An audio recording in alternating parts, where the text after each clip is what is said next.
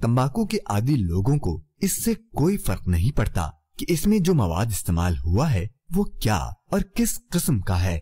असली कत्था महंगा होने के सबब मुतबादिल तौर पर नकली कत्था और जानवरों का खून डालकर शामिल किया जाता है। छालिया की जगह खजूर की गुठलियां वगैरह, कीड़ा लगी हुई छालिया और लकड़ी का बुरादा शामिल किया जाता है।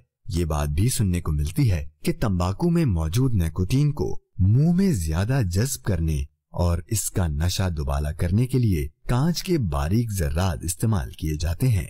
मजीद बैटरी का इस्तेमाल शुदा पानी, चूने का पिसा हुआ पत्थर, रंग मिला कत्था, इन तमाम चीजों के मिलने से जो चीज तैयार होती है यकीनन आप उसे जहर का नाम देंगे, मगर अफसोस इसी जहर को गुटके का नाम देकर बेचा और खाया जा रहा है और हर उम्र के लोग खुसूसन नई नस्ल के रगुपै में इस जहर को उतारा जा रहा है।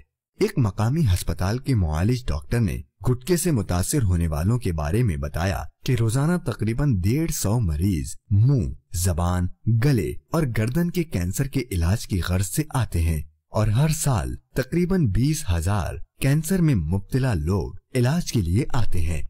इनके अलावा अब गुटके से और भी बीमारियां पैदा हो रही हैं।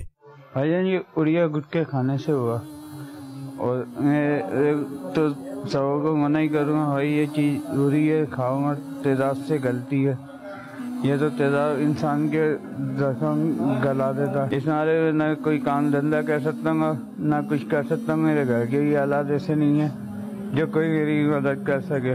ऐसे समझ लो मैं तो कर्ज ले लेके ना काम धंधे से रहा, चाय का काम करता था, मेरे को तो काम ही नहीं करवा रहे। इस मारे मुँह से मेरे लाल टपकती है तो होटल वाले मेरे को रख रहे नहीं है।